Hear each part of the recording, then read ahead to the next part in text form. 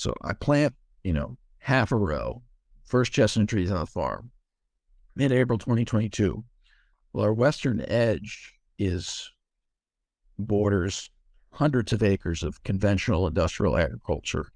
Um, and this was the year that he had planted, let me recall, it was soybeans in 21. So by the time they harvest, you can't get in a cover crop then. Right, weeds and stuff have grown up in it over the winter and spring. So they got herbicided. But because it's to the west, the wind comes through and blows through our land.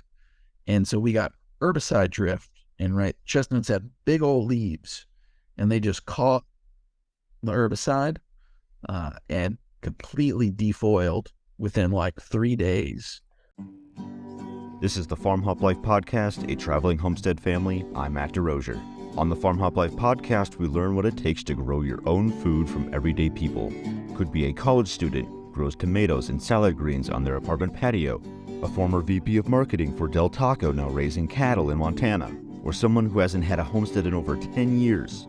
This show is aimed at teaching you what it takes to make homesteading work for you, that we all make mistakes, we all have bad days, but we can reach out and help one another thrive, and giving you the confidence needed to go feed yourself. You guys moved there a year and a half, 2 years ago or so?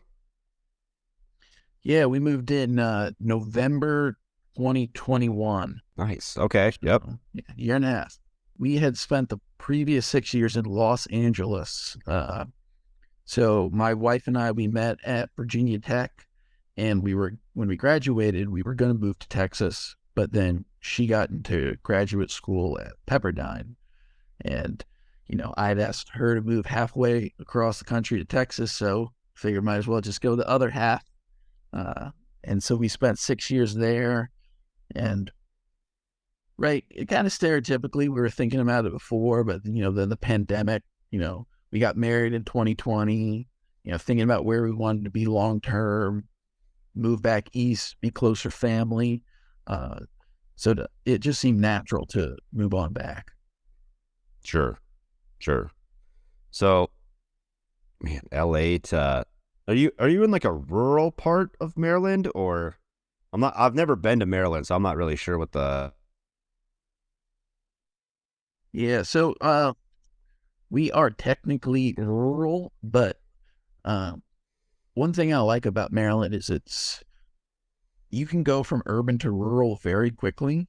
So, right, we are 15 minutes outside of the second largest city in Maryland, which is, not huge. 75,000 people. But then we're an hour to DC, 45 minutes to Baltimore. So, like, we're not out in the woods by any means. But I also can't see my neighbors. So for a lot of people, that would be considered rural. I consider that rural. I can see my neighbors right now over there, and if I had a window over here, I'd see those neighbors. So yeah, you're doing pretty good. Yeah. One thing was funny is when we were still in LA telling people we wanted to move back east, and we were like, oh, we're thinking about 10 and 20 acres. They're like, 10 to 20 acres? You're rich? And I was like, whoa, real estate works completely different outside of Los Angeles than here. That's really funny that they'd have no idea what the different markets are. Oh yeah, like the concept is just like, it's just like exponentially more expensive there. And so even though they know it's cheaper other places, like they don't fully understand, like, sure, you can just buy acreage for like not as many zeros as like a 2-bedroom house here. Right. I mean, last week somebody commented on something I posted on Twitter, and then he said that you can get like 5 to 10 acres for like $6,000 somewhere in Arizona. I can't remember exactly where, but like, if you want acreage, like for cheap, it's available. It just might not be exactly what you want, but if you want acreage and you want it bad and you want it cheap, well, there you go.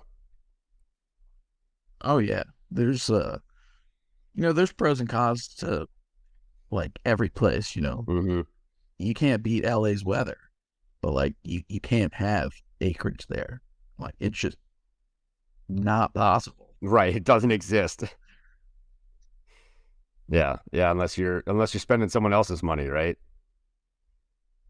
Man, I just don't think it's possible. Like even if you're a billionaire, just the like maybe 5 to 10 acres out in like Calabasas or Camarillo, but like right there's not just like 20 acres of available space in Los Angeles. Right. Yeah. Yeah. So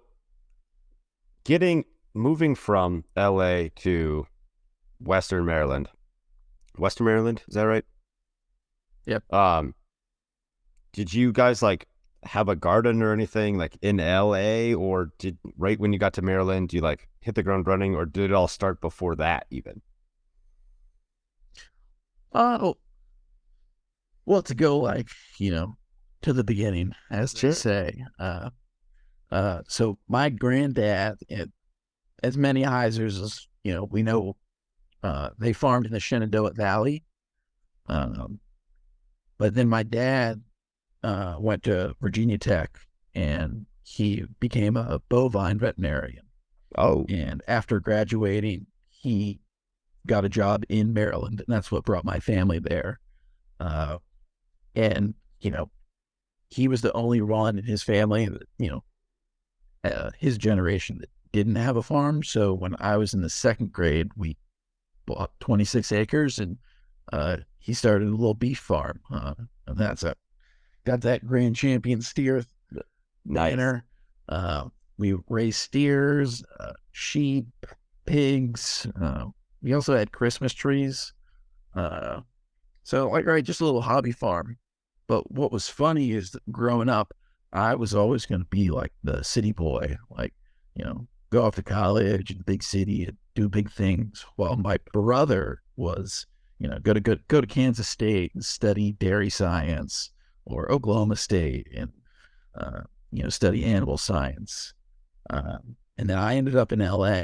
But when we were in LA, you know, I came across like the work of like Gabe Brown, Mark Shepard, um, Masanobu Fukuoka, just like permaculture, regenerative agriculture. This was like 2015, 2016. It was really like starting to, make waves in the media. And, it just made a lot of sense to me, as someone that grew up in the agricultural community that, saw both the good and the bad with, like industrial agriculture. Uh, and so then, started a little compost pile in our little back patio, grew a couple plants, saved a kumquat tree. Uh, so I was doing a little gardening, but like in many ways, it was just like, just a little hobby, Yeah, you kind of he had screwed a little around. patio in Los Angeles. Yeah, Uh, nice. When you were saying that you were gonna go off to the city, and your brother was gonna go to Kansas State, was that something like your choice, or was that gonna be like that was chosen for you? oh no, completely my choice. My parents couldn't control me if they wanted to. I was always the firstborn, independent.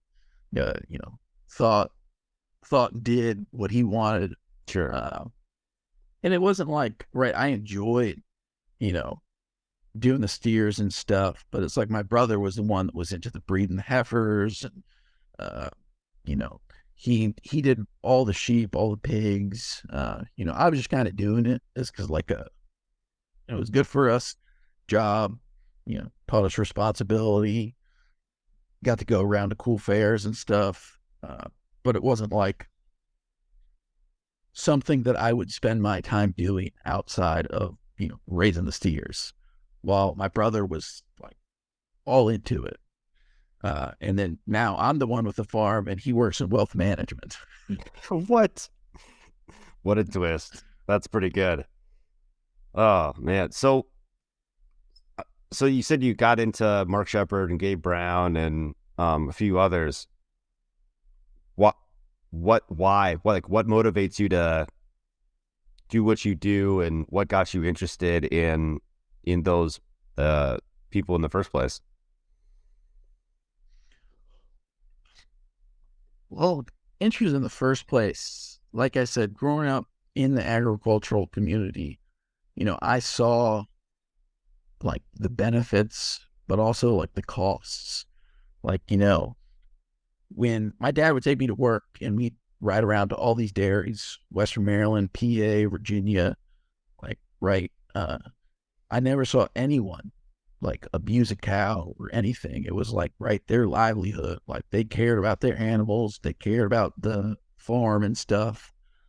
But at the same time, I saw the industrial chemicals, the manure pits, you know, these externalities that often aren't accounted for.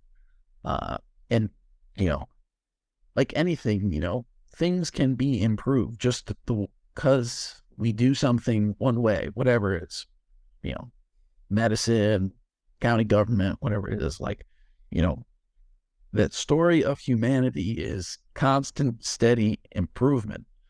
And so when I stumbled upon like regenerative agriculture, permaculture, ecology, whatever you want to say it, these disparate fields that all kind of come together, it just, made a lot of sense to me, as someone that, does biology for a living and, uh, can appreciate microorganisms as well as someone that has raised cattle.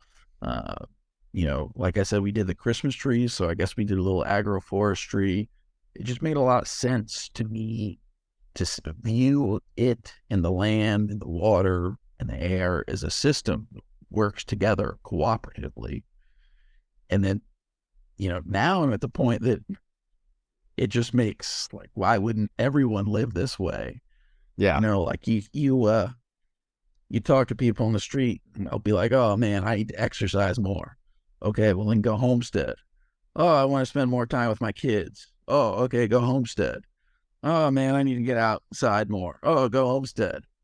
Oh man, I want my kids to like know math and science, but also like learn practical skills.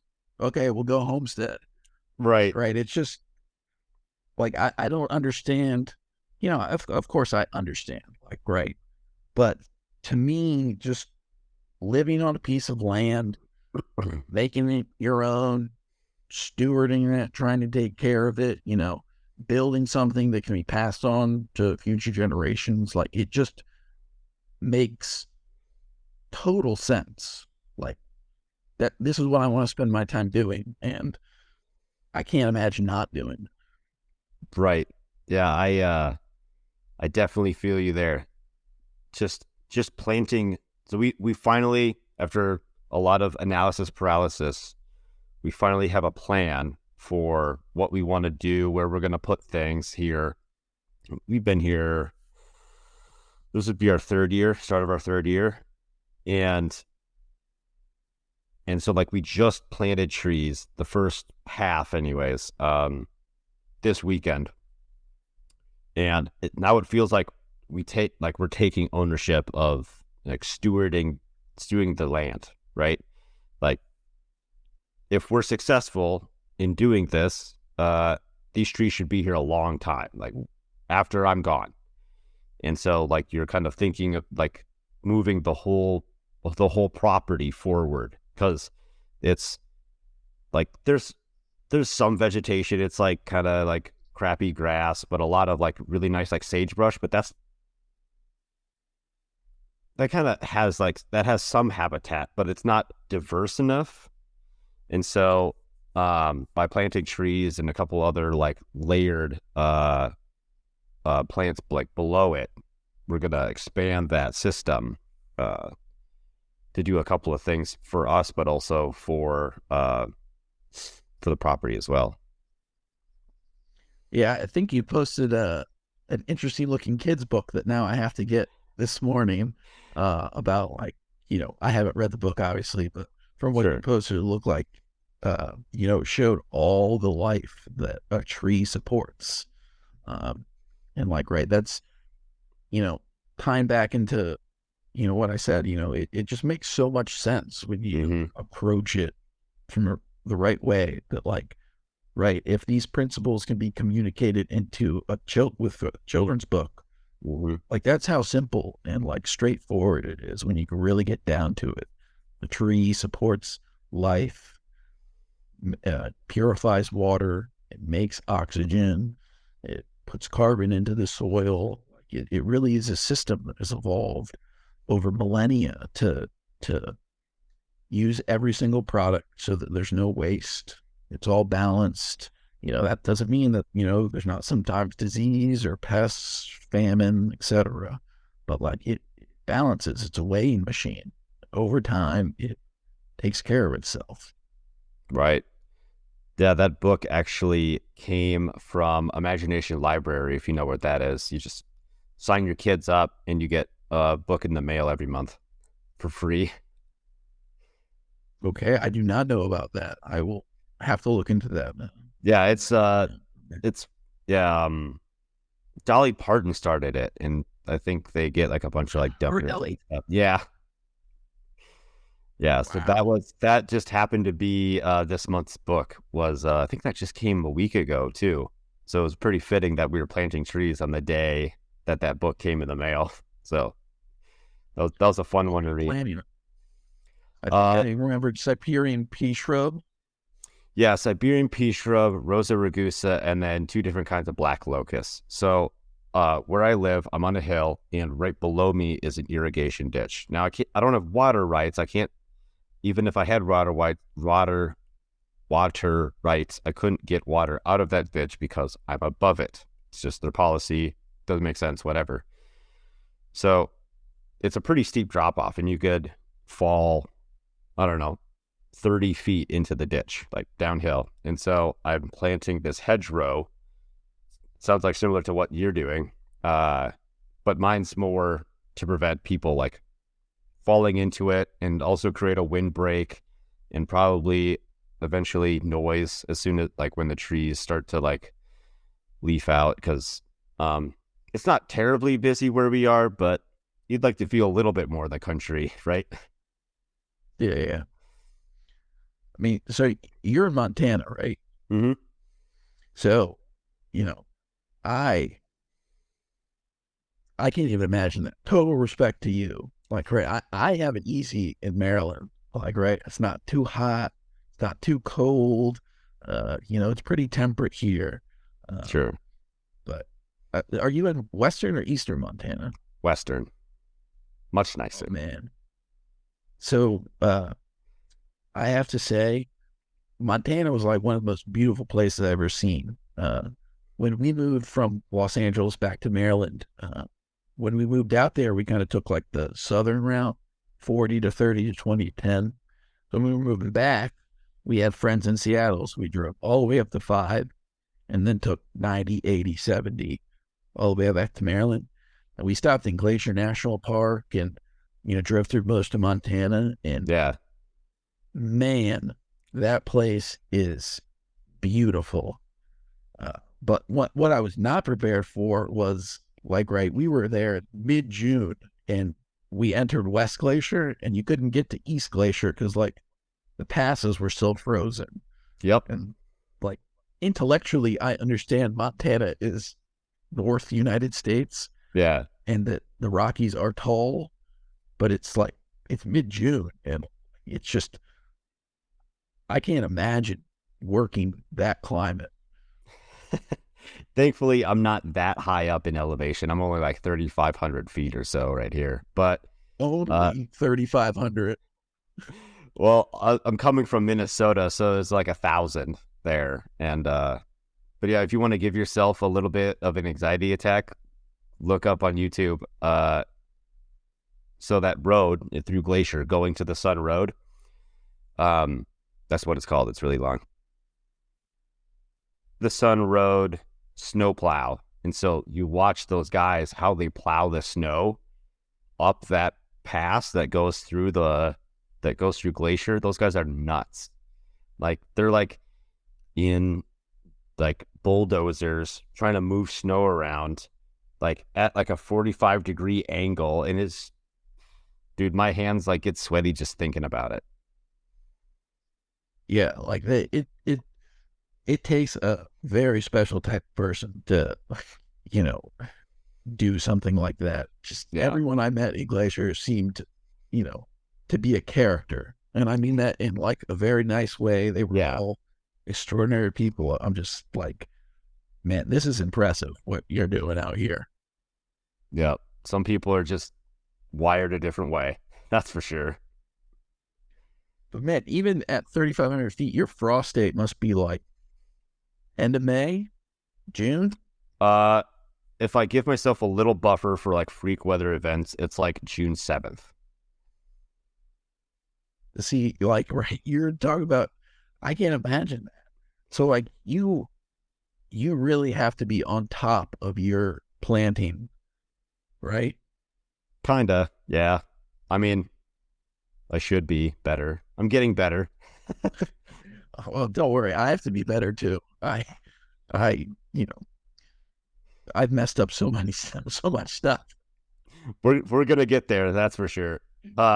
So in your year and a half, what kind of stuff have you started building, and like what's worked well? So one of the things we're trying to do is just maximize diversity with a focus on native species. So we have planted chestnuts, pawpaws, American persimmons, blackberries, honeyberries, raspberries, elderberries, a gambit of flowers, coneflower, black-eyed Susan. Planted hazelnuts, tulip poplars. I got little mini black locusts going. Uh, we're really just trying to black walnuts, as much as possible. Uh, and what has worked so far, the chestnuts are growing fantastic. The pawpaws are growing fantastic. I will say that I support them a little more because they will probably be the quote unquote cash crops of the farm. Uh, Sure. but I think by volume, uh, our first year we had the most squash produced. It got to the point where my wife was like, "You're not allowed to plant squash next year. I need a hiatus." Um, don't tell her. Sorry, honey, if you're listening, I've already planted the squash for the year. But yeah, I mean, for the most part, I don't fully ascribe to the Mark Shepard stun method, sheer total utter neglect. I do like to provide some support to the perennials. Uh, but for the most part, you know, we've had a lot of things die. But for the most part, we've had a lot more success than I was kind of, I'd never really planted a tree. I'd raised the sears and stuff, but like plants were kind of new. Right. Uh, and so I am happy with the amount of casualties that we've had. That the body count's lower than expected. Yes. And then like, right, uh, all the chestnuts have made it, even through, what I call the Great Chestnut Incident of 2022. Oh no. So, right, I had gotten our first chestnuts, and right, like I said, this is going to be one of the important trees. Like we talked about, they're going to live for centuries. Uh, First trees we planted on the farm, and I planted them mid-April 2022 along our western edge. So the long-term goal is to plant these rows of chestnuts in this field and then run the cattle underneath with small electric fence paddocks for rotational grazing. So, right, I want to get the trees in first so they can start growing so the cattle don't tear them up as easily. Um, so I plant, half a row, first chestnut trees on the farm, mid-April 2022. Well, our western edge borders hundreds of acres of conventional industrial agriculture. Um, and this was the year that he had planted let me recall. It was soybeans in 21. So by the time they harvest, you can't get in a cover crop then. So right, weeds and stuff have grown up in it over the winter and spring. So they got herbicided. But because it's to the west, the wind comes through and blows through our land. And so we got herbicide drift. And right, chestnuts have big old leaves, and they just caught the herbicide and completely defoiled within like 3 days. Um, and the guy was nice about it. He was like, I'll reimburse you and stuff. And I was like, well, I don't even know if they're dead. They're defoiled, but they're not dead. And so I was on pins and needles for multiple weeks, but they eventually recovered and they're growing just fine. But like, right, these were the first trees I'd planted. And I'm like, oh, damn, Patrick, you just killed your whole first set of trees. We've been talking about chestnuts for years. You just killed them all. But thankfully, they have recovered. And yeah. I'm surprised. I'm surprised they bounced back. Yeah, I didn't. I really didn't know. Because like, right, when I say they completely defoiled, so right, I'm not sure what he used. It was probably some desiccant because these things dried out to crisp and like fully brown leaves within the week. And right, this is first week in May at this point, and they look pathetic. But I just left them, kept to my watering schedule, and they bounced back. And they're been up there. They're budding and growing out leaves this year, so they're fine. Whew. Good. Maybe you'll need to plant something in front of those to catch the drift next time. So your chestnuts will produce. So what I did, so they grew back with the leaves, but I didn't protect them or anything. And the deer around here really like chestnuts. So we got some damage on the bark. And so this year I went and did 3 tea stakes around them in a triangle and then wire meshed them. But then I took a piece of plastic, like that construction plastic, and just did that around the wire mesh and essentially made like just a very big, fat, like tree tube. Yeah. Right. But in this case, like it's so big that the tree's not touching it or anything. It's just sitting there, kind of in the middle. And so I'm hoping that the mesh will keep the deer out and the plastic will keep any potential herbicides out. Okay. For now, it's working, but we'll see. And if not, we will adjust. Nice. That's a good plan.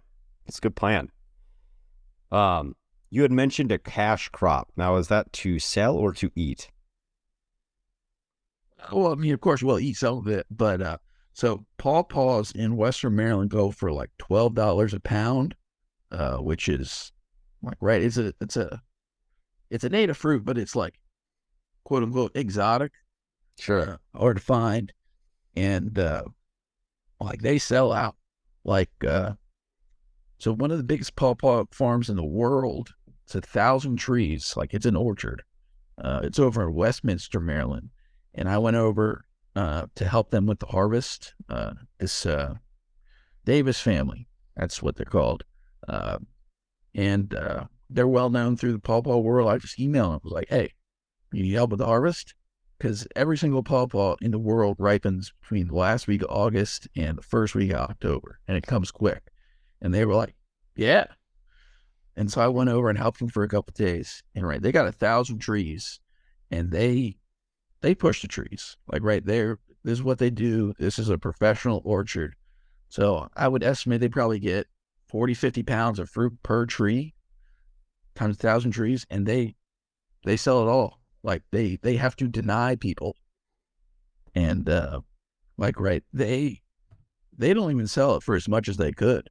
But they feed a lot of the pawpaw festivals, farmers markets out in DuPont, Circle, and DC. Apparently, you can get pawpaw for $20 a pound, and they sell out every week. Yeah, because it's like a little niche fruit. So if anyone doesn't know what the pawpaw is, It's North America's largest native fruit. The eastern United States is the only place it grows, from the shoreboard to about, eastern Kansas and then North Georgia up to Toronto. Tastes like a combination of a banana and a mango. That seems pretty It's good. got a real, yeah, real. It depends on the cultivar. So it's like apples. They have different cultivars. So something like a Shenandoah is a very big fruit, very soft and banana-y, while something like a Allegheny is smaller fruit and more mango and a little more firm. Um, so there's some variance, but right, it's a very unique flavor, very unique fruit, uh, and yeah, so like they sell completely. Hmm. Uh, so right, not, I don't care about the economics of the farm. Right, my wife and I have day jobs. That's Sure. how we're funded. This is, like I said, it's just, I can't imagine living any way I do it just because I want it. But, if there's an easily grown, something that can bring some income to fund my crazy ideas, and the fruit tastes good, might as well plant a couple of them. So Yeah. we will be, we're getting 10 more trees in June. So we'll be up to 20 pawpaws by midsummer.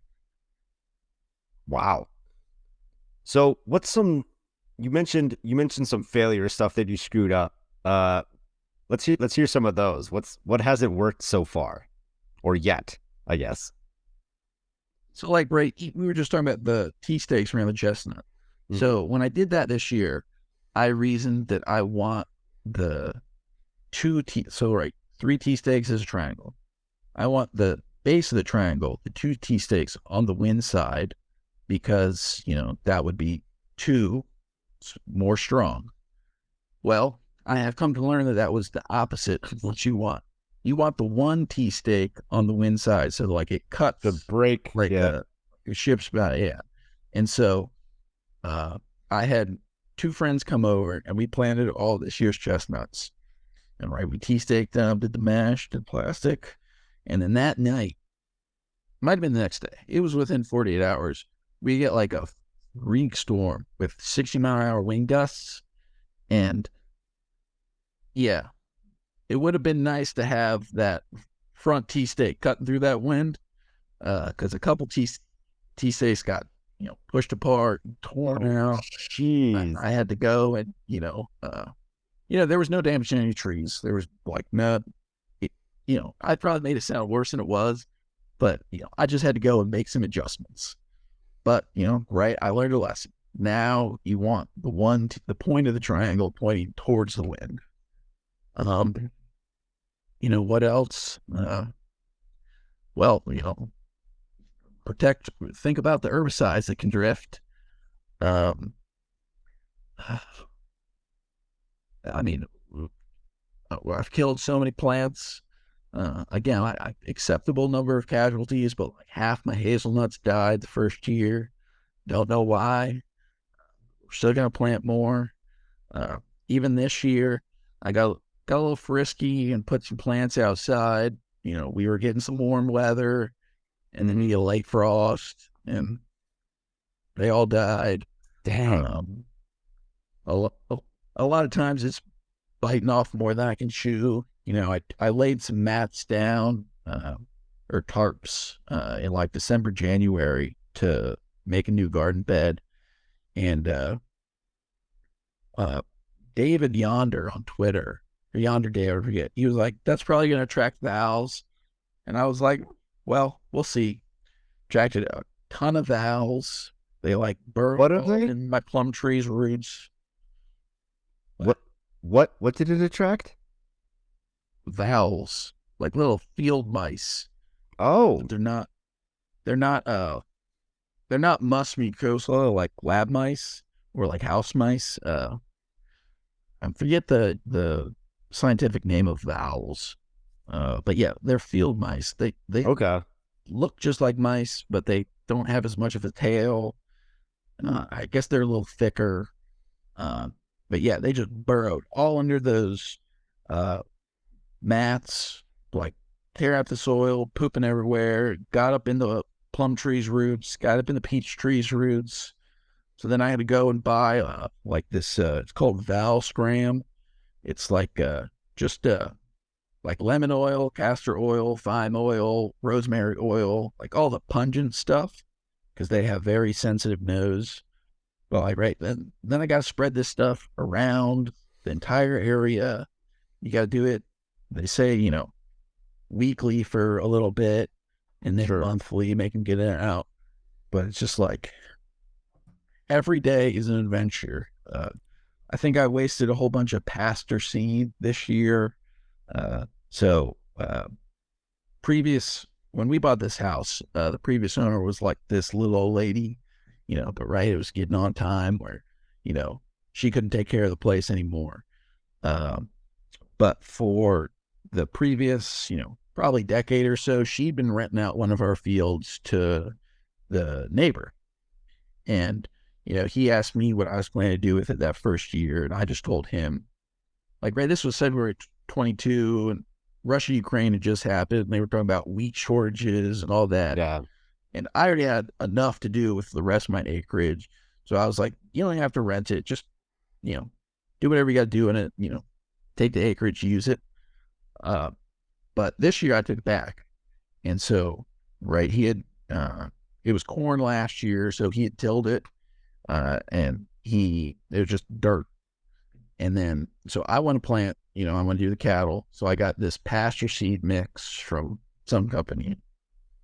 And so I'm out there hand seeding it. We have a little like roller seeder, but it got clogged or something.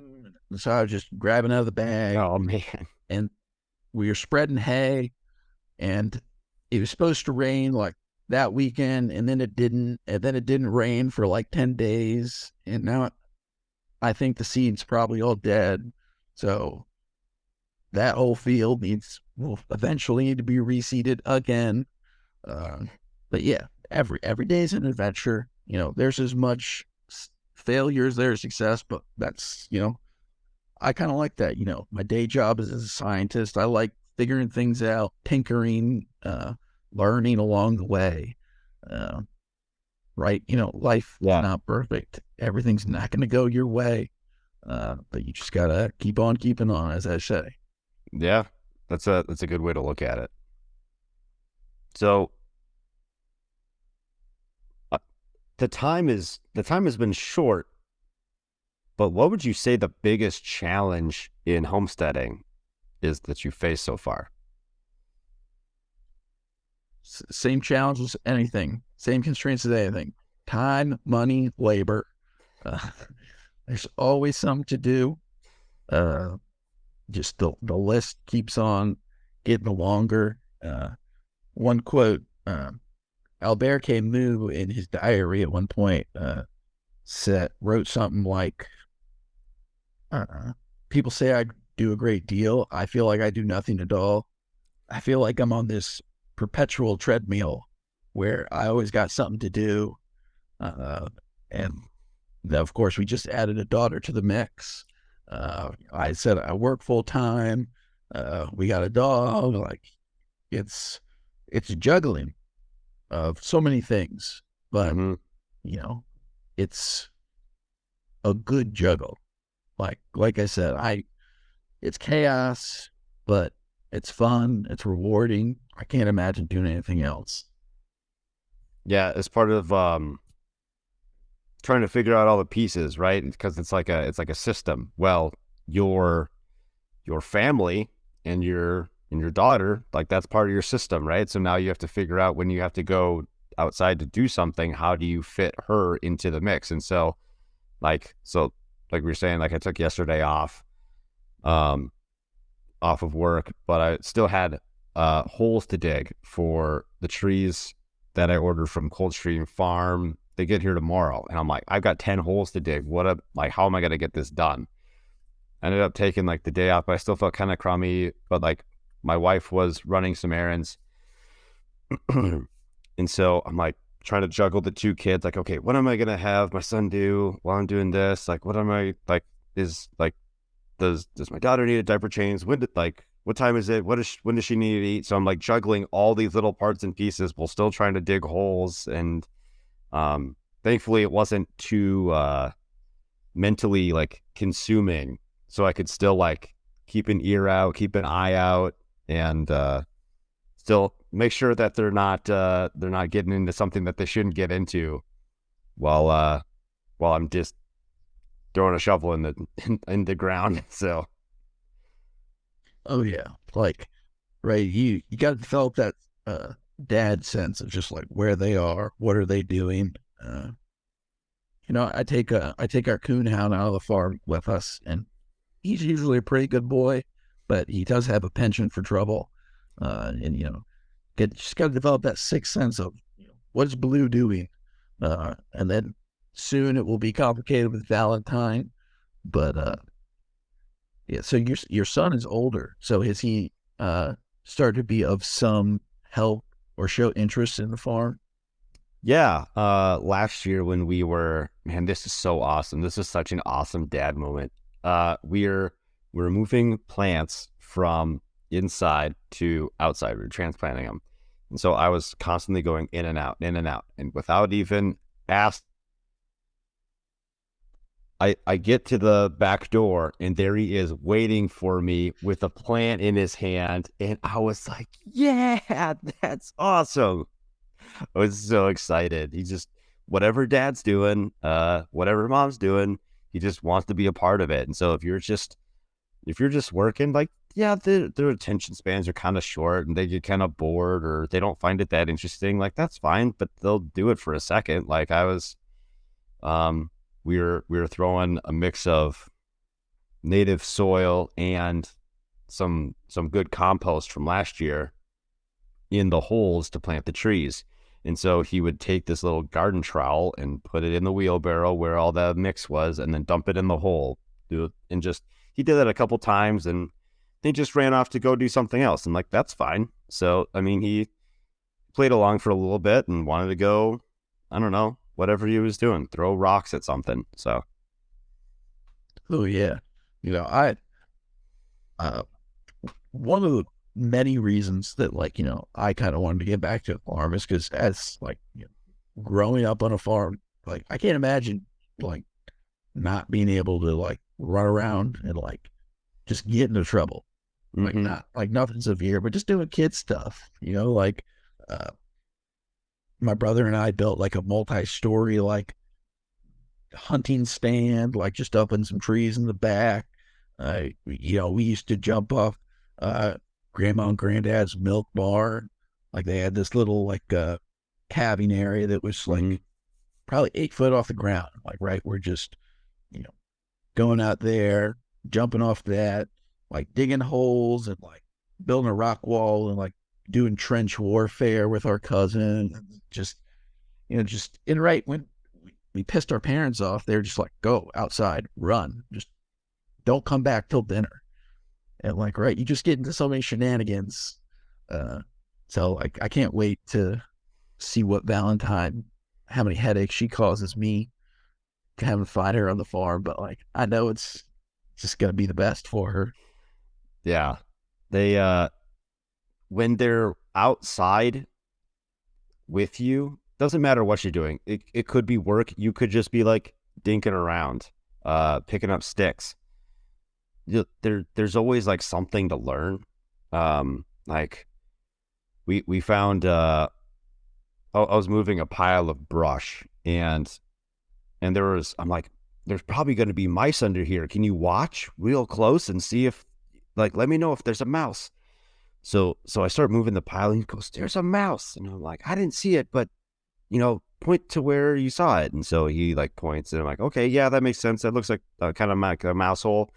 And so I keep moving it and it runs out and runs away. And I go, I bet there's baby mice in here. And so we carefully like move it and there's like a bunch of little like baby mice and and so he goes, what are, like, he's watching them and I'm like, Daddy's gonna have to go like move these unless I said I have to go take care of them. and I like he wasn't watching. I made sure he wasn't watching, but I smashed him and I gave them and I threw them to the chickens. And he goes, where'd they go? I said, I just had to put them somewhere else. And Yeah. so like fast forward to last weekend, my parents are here and we're moving another brush pile. And sure enough, there was another mouse there. And so like, but I was careful about this one. I caught it under my boot, but I didn't kill it or anything like that. I just like had it pinned so he could like take a look at it. Well, I picked my boot up so he could like see it just run away. And because I wasn't gonna like he was staring right at it, I wasn't gonna smash it right in front of him. So what does he do? He takes his boot and smashes it. Like, I don't even know where he would have like found that. I don't know. Maybe he was trying to be gentle like I was, but screwed it up. I don't know. But yeah, he that was I found that really funny. That I'm trying to be so careful, and he just goes and like stomps it. And but I did tell him like mice have disease. That's why we don't pick them up and stuff like that. So maybe he had it in him like we can't have these here. Yeah. I mean, like it's little stuff like that, though, like, right, we talk about like, oh, you want to learn about like science, but and practical skills. And like this is where it's Mm-hmm. like homesteading or land stewardship just like makes so much sense to me. Like, right, you can, in the same day, you can like have your kid like learn about like a mouse and like what it does in that environment and like what life it supports, like, right, the hawk eats it, then the hawk poops out like this nutritious fertilizer all Mm-hmm. over your land, wherever you want to go for it. But the same day, like, right, you could teach them how to drive a tractor or like do some woodworking. Uh, like, right, when it came to my time to get my driver's license, like, pass the test with flying colors because I've been driving gators and tractors and, farm trucks like my whole life. Yeah. And then when we got the high school biology class and, learn about reproductive system, like, right, my dad's been doing embryo transfer with me. I used to be like holding the luteolice and the GnRH and pulling out the syringe, like when he's doing a herd check. It's like, oh, I know what gonadotropin is. I know what estrus is and all this stuff. Uh, like, it's just such a being on some land and just, observing it, being part of it, uh, and like really just taking it seriously and trying to understand it. It's just, the best learning opportunity. And so like I'm glad that I'm able to provide that for my kid, and I'm sure you feel the same way. Like there's Yeah. just it's the best. Yeah, it kind of goes back to something you said at the beginning where you're like, go homestead. You want to do this? Go homestead. You want to do that? Go homestead. And like it serves multiple roles for the family unit. Yeah, and that's why like I say, like it's just like I can't imagine doing it anyway. Oh, you want to eat like you want to support like local food systems? You want to know where your food comes from? Go ahead, go homestead. Have a garden. Oh, like, you want to like leave something of value for your kids. Okay, well, go out, homestead, build it. Like it fulfills, checks so many boxes that it just, I can't imagine not doing it. And it doesn't have to be 12 acres, doesn't have to be 100 acres. Like, right, I always tell people, like, if you go out and grow one tomato plant on your balcony, you're growing more than probably 50-60% of people. Like, just the Mm-hmm. simple act of moving from a pure consumer to a producer. And it doesn't even have to be like plants or animals, like, right? Even if it's just like, knitting sweaters from like a local yarn produced with local sheep, woodworking, butchering, like blacksmithing, whatever like practical skill, stewardship, just like taking responsibility over like your local system of material and community, uh, whatever it is, like, right, it doesn't matter as long as you're going out trying to do well by your family, your community, whether it's a little garden or a huge farm, like that's the right step. And it kind of ties into energy flows too. So, I mean, it's all about like the little things. So reducing your waste stream as well. Um, we have a chicken bucket. Anything that can go to the chickens goes in there. Not all the stuff like they can eat. Like, I mean, yeah, like a steak bone, they can pick off all the meat and scraps, like stuff that I can't get. But the bone, they're not going to eat that. But it ends up in the compost pile at the end of the year and broken down.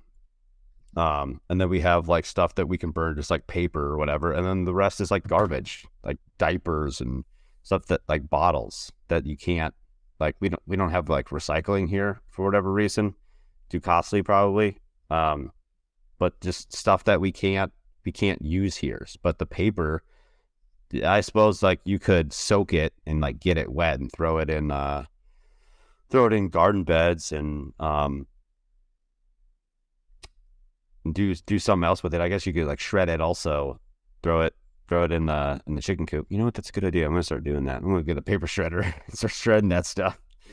But we go through a lot of it. We got, I don't know, there's always something coming in the mail. So Oh yeah. So my wife, she works in like the medical industry, and so because of HIPAA, we have to have a paper shredder so that she can shred all of her stuff. And I throw that all, I go and get some horse manure from a horse farm up the road. Nice nitrogen source. Mine was wood chips, that shredded paper, mowed grass, all of our kitchen scraps and stuff. But yeah, so I'm going to say something that's going to be real obvious once I say it. It's going to make me sound kind of stupid.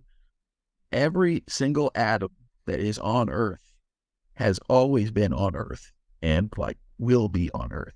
We occasionally get a little comet or asteroid in. We send some satellites up. But like for the most part, everything that's here is here. There's not any more of it. And so when you're trying to think about nutrition and fertility, you have to think about every single element. You get carbon from the air, you get oxygen from the air. Hydrogen is like the little currency that's everywhere. But everything else, like magnesium, phosphorus, nitrogen, like if you're making 10 pounds of food and send it into the market, well, that's 10 pounds of material that you got to get back on your farm. Sure. Like the simplest, probably the one that is most known to people is like, right, chickens eat their own eggs because like, right, that's a good calcium source. But like if you're selling eggs at the market, however many pounds of egg cells that you export out of your farm, you got to think about getting that calcium back, or else your eggshells on your chickens are going to slowly erode.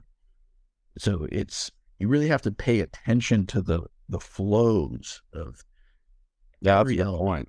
Like where am I getting phosphorus? Where am I getting nitrogen, calcium, magnesium? The only things you're getting for free are carbon, oxygen, hydrogen, and you'll get a little bit of nitrogen if you plant a lot of legumes. Like aren't your Siberian pea shrubs legumes? Yeah, I think they are technically, yeah. Yeah. But yeah, it's like, you think about that, just like, long term, like this is where like the industrial agriculture, kind of messes up. Like they live for the current harvest. And there's a lot of reasons for that. The structure of our agricultural system messed up in a lot of ways. It's tough being a farmer. Like you really do live season to season. And, but when you're thinking about long-term fertility, you have to think about these flows of material. Like if you're not keeping, like we said earlier, if you're not keeping enough calcium into your chicken coop, well, you're not going to get eggs. And then multiply that by, every single element, or at least the 26 natural elements. Yeah. You It also works with building materials too. So I'm sure everyone's sick of hearing about my rocks that I have on the property. Like I'm just gathering all these rocks. When I dig a hole, it's more or less 50% rock. Um, I'm not even kidding. I did like I measured it by volume, like this whole thing, blah blah blah. And so like, what am I gonna do with all this rock? Well, I could just like put it in a pile somewhere on the property, or I could use it as a resource, like a building material. So I'm making like this thing, like it's kind of like a retaining wall, and then like tiered up the side of the house, and then I'm gonna have this other retaining wall, and blah blah blah. So like I'm using fencing that I found at the dump when I was getting rid of a bunch of building materials that I couldn't use. Is completely full of nails. Um, I brought I brought this fencing back, and I'm making like a U shape to hold it all together. And I've got like some tie wire like in between to make sure the sides don't whatever. But I'm putting all the rock in there and putting it where I want it instead of just leaving it in a pile, just not doing anything. So now it's another resource. Yeah, it's like, I try and save everything on the farm. Not like a experience the Great Depression, like saving tea bags. Though I guess I do save tea bags because I put them in the compost pile. But like, right when we have a big rock pile, we have a lumber pile, like we have a log pile, like just again, I probably do sound like one of those Great Depression lunatics, hoarders and stuff. But Hey, they I do it because survived. it is I don't know useful. what's wrong with that. Well, I mean, I don't have a problem with it. I do it, but some people might think that. But like you said, that rock can be a retaining wall. Um, so like that 600 square foot garden that I turned up, like right, I lined it with a couple trees, the edges. I lined it with a couple trees that I downed last year, plus some like old beat up lumber, just to like kind of make nice edge. Uh, uh, in fact, the very first garden bed I made last year, the previous owner had a burn pile, and she had lined the outside of it with cinder block, and it was a couple up, and she had a grate, so like it would burn nicely. One of the first things I do, because I'm not trying to like burn stuff unless I have to, is I just disassembled it, and I took all the cinder block and moved it over, and right laid down cardboard in the middle of it, threw some soil, some wood chips in there. That was the first garden bed, just reusing that cinder block as the edge, right? And maybe a lot of people would be like, what are we going to use this ton of cinder block for if not burn pile? I promise you, there is always a use. It's got to be a little creative. Yeah. Yeah, that's right. Um, so what would you tell people that would want to get started in homesteading? Nike, just do it. Just do it. Like we said earlier, if it even is just a single herb garden in like a windowsill, if you're growing something, you're already growing more than the vast majority of Americans. Like, right? And just go from there. Like, Rome wasn't built in a day, as they say. You just got to slowly add to it, learn by experience, read, watch YouTube, listen to podcasts. You know, I firmly believe that, you know, most people can do just about anything.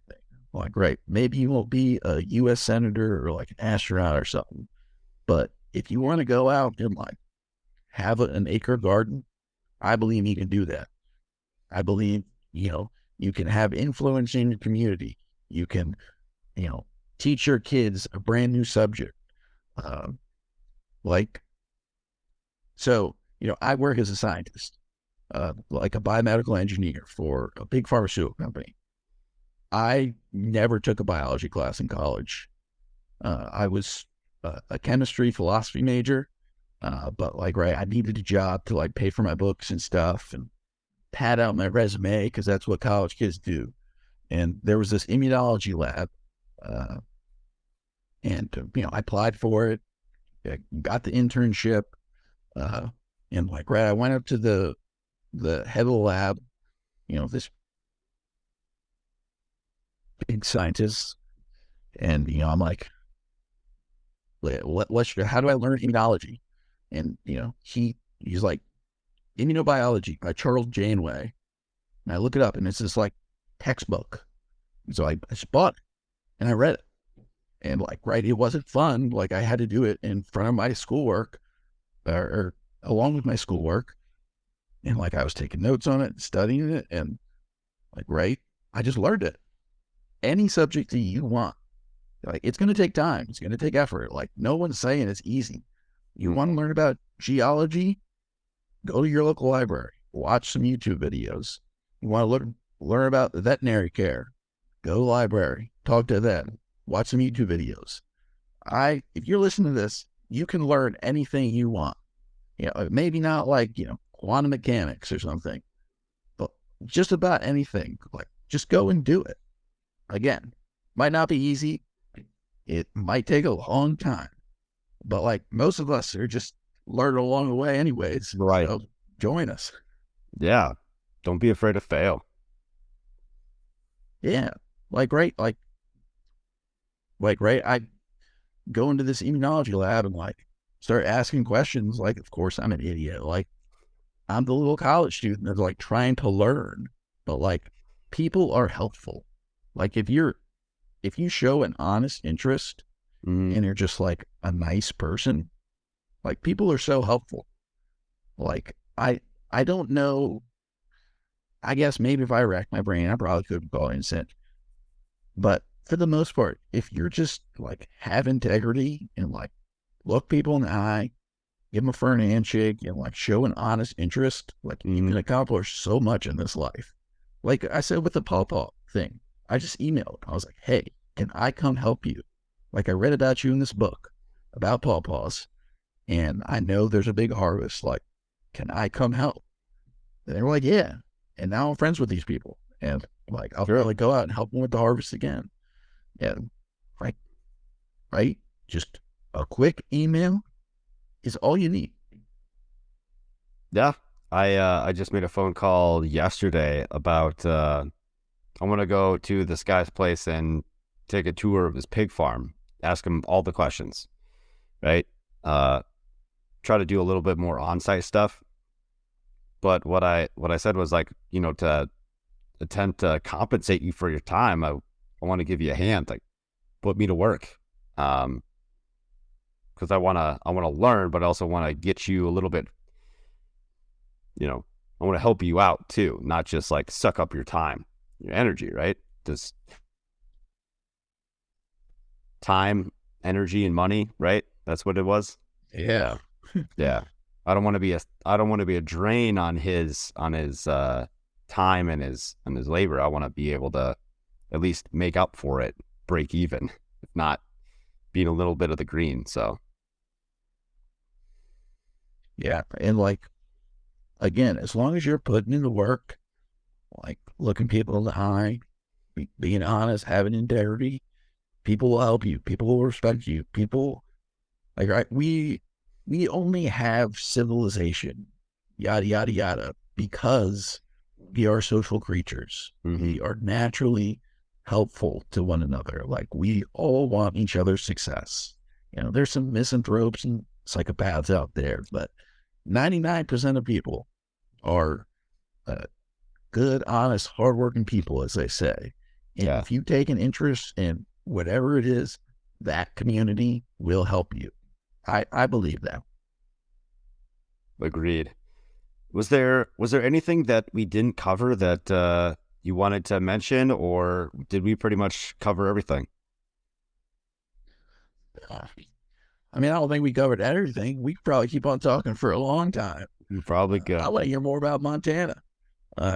Because, I'd never really been, except for that one drive through, and it's just fascinating out there. Like, again, intellectually, we were there in June. I understood that the sun is in the sky for a very long time. But then I'm like, right, we got a little like cabin type thing outside of West Glacier, and I'm sitting on the little porch and it's like 11:15, and like the sun's still kind of in the sky, and I'm just like mind blown. Bone 15 at night. It was something like it firmly in the double digits, and like the Yeah. sun had not fully set, and I was Right. like, this is wild. I can't remember. I forgot to look it up. You just reminded me. There was a scientific reason. So like it's known as big sky, right? Big sky country. There's a scientific reason why that the sky looks bigger here. It's something to do with like the altitude or that which we're at, or the latitude, longitude, something. But I don't know. I can't remember. But I heard like a little quick blurb about it, but forgot to look it up. But it's moving here from Minnesota is it's like easy. Minnesota's humid, so like a negative 20 degrees here, and negative 20 degrees in Minnesota is like way different. The humidity when it's cold really hurts. You're like you step outside and like that's cold. But if you're like the whole why do I live in a place that where the air hurts my face? Like that's Minnesota. That's for sure Minnesota. And then also in the summer, it's the opposite, right? You're just like, ugh, I'm all sticky. It's gross. It's just, excuse me. It's just dry heat here. I mean, it'll knock you out if you don't take care of yourself. But yeah, it's super dry. Makes because it's dry, water's an issue too, right? And so we don't have any there's no real water on the property other than rain. And so we're working on doing some rain catchment off the house. And the long-term plan is to put in a pond somewhere. I think we have a good spot for it. But then also because water's of limited resource now, we only have the one well that feeds the house. We have to plant that hedgerow in sections. So I've got only 30, what did I say? Like a total of something like 30 plants in the back there that are going up. That covers 120 feet. I don't know. They're 5 feet apart. I can't remember what the distance is, but I have about 400 feet to cover linearly. And so it's going to take a couple years to get all that going. So I'm going to get this first batch established, and then next year I'm going to plant another batch, and then the year after that plant another batch to not eat up all the resources at once. So that was the plan given to me. That was one of the real surprising things, as born and raised on the East Coast, and then we moved west. It's like I think it's like the 98th meridian. Like you can see it on a map, Google Maps. Yes. You hit that line, and it goes from green to brown, Mm-hmm. and it's just like everywhere west of that, water is the limiting reagent on everything. Yep. Like it's just like, right, you hear about all the states along Colorado River just like fighting about water rights and stuff, and that's just because right, everyone knows like you can last 3 days without water, and like other than oxygen, it's the source of life. And yeah, out west, just like right, we have humid summers here in Maryland, and then right we move out to LA, and it's like I don't think I sweat for like unless I was exercising for like all 6 years, because like right it's just a arid heat, like it just evaporates so quickly. But like you said, there's not that moisture buffer in the air. Like you don't get at least like in LA, it won't rain for like 8 months. Like I imagine you guys get a little more rain from that, and you have more snowpack. Yeah, anywhere out west, like water is what you're constantly fighting against. Where I'm at, Our annual precipitation is like 15 to 20 inches a year. Yeah, that makes sense. Like, you guys are in the mountains, but like same rough latitude as Gabe Brown, and I think that's what like he got over in North Dakota. Sure. Like, right, that was one of the reasons like he got into regenerative agriculture, because there's like all these irrigation tiles and stuff just like shedding water during these hard rains. Like, we got to Yeah. build up this humus in the soil so that like it can infiltrate. Right. But uh, there was a. Have you ever read the book Cadillac Desert by Mark Resner? No. The name sounds It's like familiar. this. It's like this 550 thick book, small print, all about It's all about the history of water in the western half of the United States, and Hmm. that sounds like really lame, probably to 99% of people. But I promise you, it's like much more entertaining than you think it is. Like, Sure. I learned so much from that book, and like he talks about all the dams, like all the major rivers, like the history of the fighting, like how like uh, who was it? I think it was Mulholland got like the water to Los Angeles that made Los Angeles possible. Hmm. Like all the power plants that we built on the Snake River, I think it was. Uh, yeah, I remember, could be misquoting this. It was something like uh, we built via the dams on the Snake. Pretty sure it was a Snake. Um, they generated more power in like their first year of operation than all of the Axis powers generated throughout all of World War II. Like, like right. I mean, because right, the rivers out west are like, of course, the Mississippi gets all the play because like, right, it's the biggest. But like the Colorado, the Snake, the one that runs through Oregon, like those are big, powerful rivers. Like Yeah. it, it's not like the Susquehanna or the Potomac, which are like major rivers, but like they don't generate the type of force that those rivers get from the snowpack out in the Sierra Nevadas and Colorado. Right. Like, but yeah, fascinating. But Cadillac Desert, I'm gonna have to look that one up. I'm gonna write that down. and if you like fiction, there's a uh, there's like a neo noir like sci-fi crime drama called The Water Knife by Paulo Lagucciano or something. Uh, that one, this guy's like he's like a bounty hunter for like these like business lords, but it's in like a semi-futuristic United States. But water has gotten so scarce in the West that like that is the money, like that Hmm. is the gold. Like everything's about water rights, and like right, it's like a neo noir sci-fi, but Sure. it's just like real interesting. Like especially like when you read the news about all these states like fighting over water rights and stuff. You're like, oh, are we getting a little close to this novel? Maybe a little too close. Right. Yeah. I think they say the first recorded murder in Montana was over water. Really? Mm-hmm.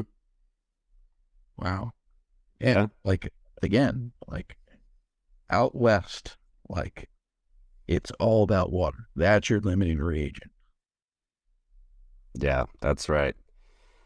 Well, man, it's getting late for both of us. So you want to tell people where they can find you? You have a Substack, right? Tell them about your Yeah. Substack. So the Substack is thecounterpoint.substack.com. I write about anything that comes across my mind.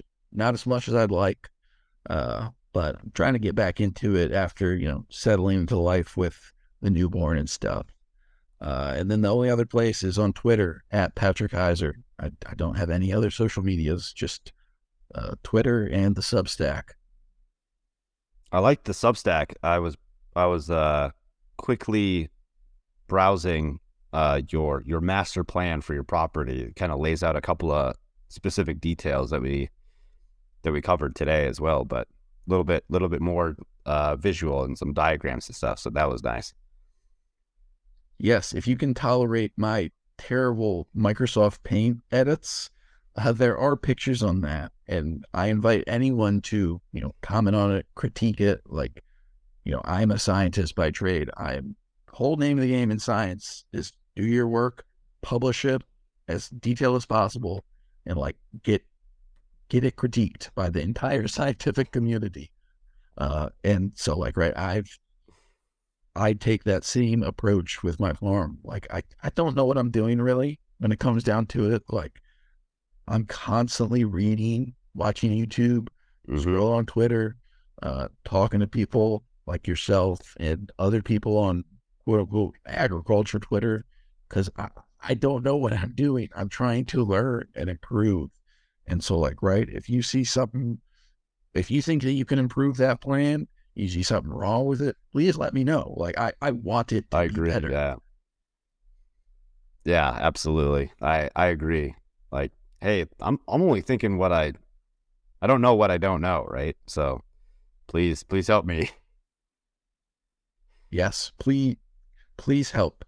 And if you or anyone listening is ever in Western Maryland, come on by, stop at the door. If it's in pawpaw season, I'll get you some pawpaw. Chestnut season, we'll get you chestnuts. That sounds great, man. It was really nice meeting you. Yeah, great talking with you. And looking forward to see what we build on our respective lands over the coming years. Yes.